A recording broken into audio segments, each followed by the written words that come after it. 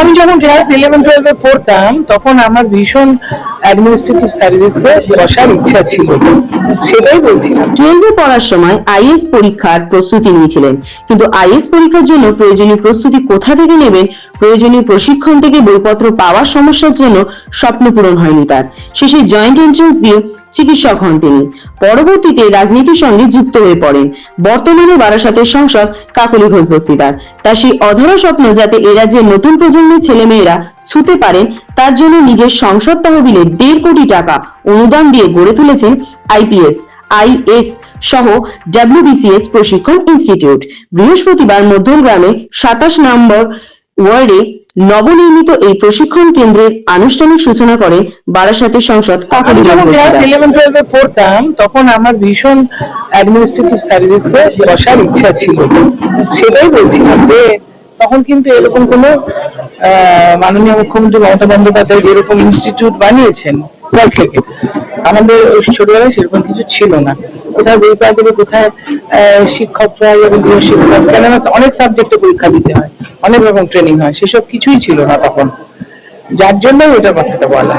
আর joint entrance তো বই কিনে পড়লে ফিজিক্যাল পড়লেই হয়ে যেত। হ্যাঁ হ্যাঁ, এবার বাচ্চারা সুযোগ পাক, ছাত্রছাত্রীরা এগিয়ে আসুক। ছোট জীবনের সুযোগ সবসময় তাদের হাতের সামনে আসে না, বড়দের করে দিতে হয়। আমরা সেই বড় হিসেবে, আমরা সেই অভিভাবক হিসেবে ছাত্রছাত্রীদেরকে এগিয়ে নিয়ে যাওয়ার পথটাকে মসৃণ করার চেষ্টা করছি। এটা 1.5 কোটি টাকা মতো লেগেছে, আরো লাগবে, আরো খরচা আছে। পুরোটাই গ্ল্যাডের। এবারে বছরে বছর নতুন নতুন ব্যাচ ঢুকবে না, 200 করে ছাত্র এনরোল হবে, সেশন শুরু হয়ে যাবে, পরের সেশন থেকে শুরু হয়ে যাবে পড়াশোনা।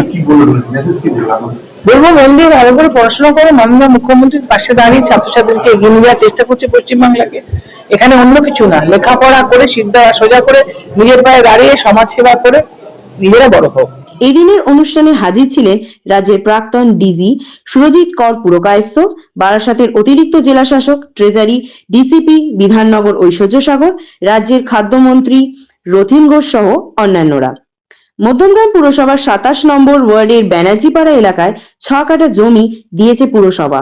সেখানেই নির্মিত হয়েছে আইপিএস, আইএস ও ডব্লিউবিসিএস প্রি প্রশিক্ষণ কেন্দ্র। আগামী জুলাই থেকে নবনির্মিত এই ভবনে শুরু হবে ক্লাস।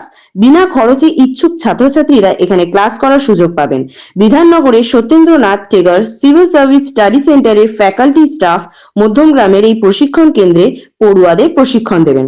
প্রাক্তন ডিজি সুরজিৎ কর পুরকায়স্থ বলেন, দেখুন, পশ্চিমবাংলার ছেলে মেয়েদের না একটা অ্যাসপিরেশন যেটা আছে সেটা করার জন্য ওরা ভাবতো যে আইএস আইপিএস হতে গেলে আমাকে দিল্লি যেতে হবে, দিল্লিতে গিয়ে পড়াশোনা করতে হবে, নিলে হবে না।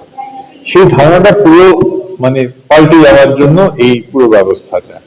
এবং আপনারা জানেন যে Satyendranath Tagore civil service study centre, যেটা সল্টলেক থেকে আমরা চালাই, যেটা আমাদের মাননীয় মুখ্যমন্ত্রী ওনারই মেইন ব্রেন চাইল্ড, সেখানে আমরা কিন্তু ঠিক দিল্লিতে যে ধরনের প্রশিক্ষণ দেওয়া হয় এবং ওখানকার যারা প্রশিক্ষণ নেন তারাই এখানে এসে প্রশিক্ষণ নেন নামমাত্র ফিজে। তো তার জন্য আমরা যাতে এটা সবার কাছে অ্যাভেলেবল থাকে, আমরা একটা স্ক্রিনিং টেস্ট করি এবং সারা পশ্চিমবঙ্গ জুড়ে স্ক্রিনিং টেস্ট করে সব জেলা থেকে ছেলেমেয়েরা আসে এবং তারা এখানে পড়ছে। এবং তাদের মধ্যে থেকে বেশ কয়েকটি ছেলে মেয়ে এই গত কয়েক বছর ধরে সাকসেসও পেয়েছে। এই মধ্যমগ্রামেরই তো একটি মেয়ে রিমিতা সাহা বলে, গত বছর আইএস পেয়েছে, ব্রততী বলে একটি মেয়ে আইএস পেয়েছে। তো এখান থেকে ছেলেমেয়েরা অলরেডি এর বেনিফিটটা নিতে শুরু করেছে। এটা বাড়তি উদ্যোগ হিসাবে ওটা তো এটা একটা অনেকটা হাব অ্যান্ড স্পোক মডেল যেটাকে বলে। হাবটা হচ্ছে সত্যেন্দ্রনাথ টেগোর, আর বাকি প্রত্যেকটা জেলাগুলোতে একটা কিংবা একাধিক কোনো কোনো জেলাতে ডিস্ট্রিক্ট স্টাডি সেন্টার তৈরি করা হয়েছে। সেটাও বেশ 3 বছর ধরে চলছিল, এখন আমরা আবার স্টার্ট করবো। তারই একটা অঙ্গ হিসাবে এই সেট আপ যেটা এখানে আছে, সেটা বারাসাত সেন্টারটা এখান থেকে চালাবার আমাদের প্ল্যানিং রয়েছে। সেটাতে আমাদের মাননীয় এমপি যে ওনার প্ল্যানের মাধ্যমে এটা করেছেন, মধ্যমগ্রাম মিউনিসিপ্যালিটি চেয়ারম্যান, ওরা সুন্দর সেট আপ তৈরি করেছে।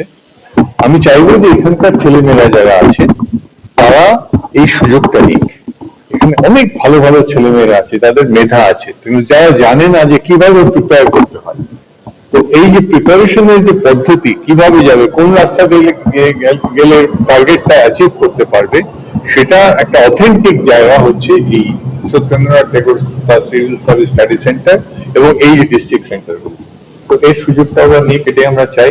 আর পশ্চিমবঙ্গ ছেলেমেয়েরা পুরোপুরি একটা ন্যাশনাল লেভেলে অ্যাডমিনিস্ট্রেশনে একটা ভালো জায়গা হোক, সেটাই আমরা চাই।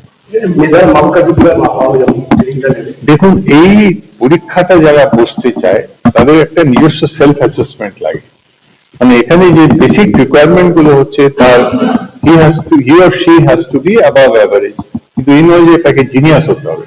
তার পার্সিভিয়ারেন্স, অধ্যবসায়, তার মধ্যে কতটা ডিটারমিনেশন আছে, তার স্মৃতিশক্তি কতটা, এবং ঠিক ঠিক পদ্ধতিতে পড়তে পারা, এইটা যদি সব কম্বাইন করে তাহলে তাদের যে কোনো ছেলেমেয়ের পক্ষেই এখানে পরীক্ষায় বসা সম্ভব এবং সাকসেস পাওয়া সম্ভব। এটা তো নিশ্চয়ই বলবো না যে সবাই সাকসেস পাবে, কারণ প্রচুর লক্ষ লক্ষ ছেলেমেয়েরা পরীক্ষা দেয় আর খুব কম সংখ্যক, কিন্তু চাকরিটা অত্যন্ত ভালো।